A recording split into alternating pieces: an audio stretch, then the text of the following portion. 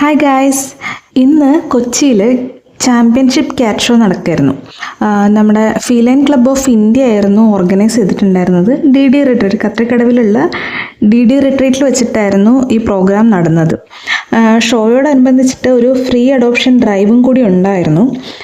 അപ്പോൾ ഞാൻ നമ്മുടെ 2 പൂച്ചക്കുട്ടന്മാരെ അതിന് അഡോപ്ഷന് കൊണ്ടുപോയിട്ടുണ്ടായിരുന്നു. എനിക്ക് ഓൾറെഡി 3 അഡൾട്ട് ക്യാറ്റ്സ് ഉണ്ടായിരുന്നു. അതുകൊണ്ടാട്ടോ ഇവർ അഡോപ്ഷന് കൊടുക്കേണ്ടി വന്നത്.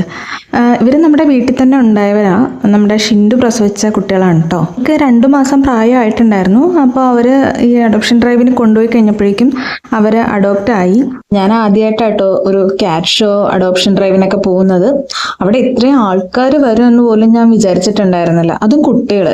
ഇപ്പോഴാണെങ്കിൽ കുട്ടികൾ മൊബൈൽ ഫോൺ അഡിക്റ്റ് ആണ് എന്നൊക്കെയല്ലേ നമ്മുടെയൊക്കെ പരാതി.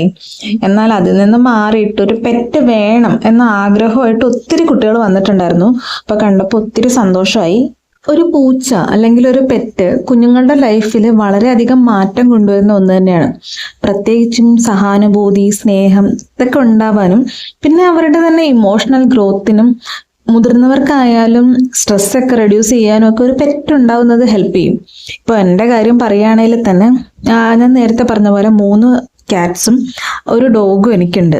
ഇവരില്ലാതെ ഒരു ലൈഫ് എനിക്കിപ്പോൾ ആലോചിക്കാനേ പറ്റാത്തൊരവസ്ഥയാണ്. അപ്പോൾ ഞാൻ പറഞ്ഞു വരുന്നത്, ഒരു പെറ്റ് ഉണ്ടാവുക എന്ന് പറയുന്നത് നമ്മുടെ ലൈഫിൽ വളരെയധികം ചേഞ്ച് കൊണ്ടുവരുന്ന, അത് പോസിറ്റീവായിട്ടുള്ളൊരു ചേഞ്ച് കൊണ്ടുവരുന്ന ഒന്ന് തന്നെയാണ്.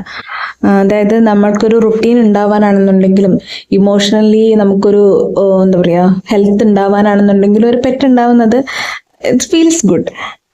നമ്മൾ പൈസ കൊടുത്ത് വലിയ ബ്രീഡുകളൊന്നും വാങ്ങേണ്ട ആവശ്യമില്ല. അപ്പം ഞാൻ അതിനെ പ്രൊമോട്ട് ചെയ്യുന്നില്ല, അതുകൊണ്ടാണ് കേട്ടോ അങ്ങനെ പറഞ്ഞത്. അപ്പോൾ നാടൻ പൂച്ചകൾ തന്നെ, നാടൻ പൂച്ചകളും നാടൻ പട്ടിക്കുഞ്ഞുങ്ങളും എത്രയോ എണ്ണം തെരുവിൽ നടക്കുന്നുണ്ട്. ഒരു നേരത്തെ ഫുഡ് ഇപ്പം നമ്മൾ എടുത്ത് വളർത്തിയില്ലെന്നുണ്ടെങ്കിലും ഒരു നേരത്തെ ഫുഡെങ്കിലും അവർക്ക് കൊടുക്കുക. അപ്പോൾ ഈ ക്യാറ്റ് ഷോയ്ക്ക് കൊണ്ടുവന്നതിൽ കൂടുതലും വേറെ ബ്രീഡിലുള്ള ക്യാറ്റ്സിനെയൊക്കെ തന്നെ ആയിരുന്നു. നാടൻ പൂച്ചകളെ ഒന്നും കണ്ടില്ല. ഇനി നാടൻ പൂച്ചകൾക്ക് വേണ്ടിയിട്ടും കൂടി ക്യാറ്റ് ഷോ നടത്തണം എന്നാണ് എൻ്റെ ഒരു റിക്വസ്റ്റ്. അപ്പോൾ ഇത്രയേ ഉള്ളൂ ഇന്നത്തെ വിശേഷം. ബൈ.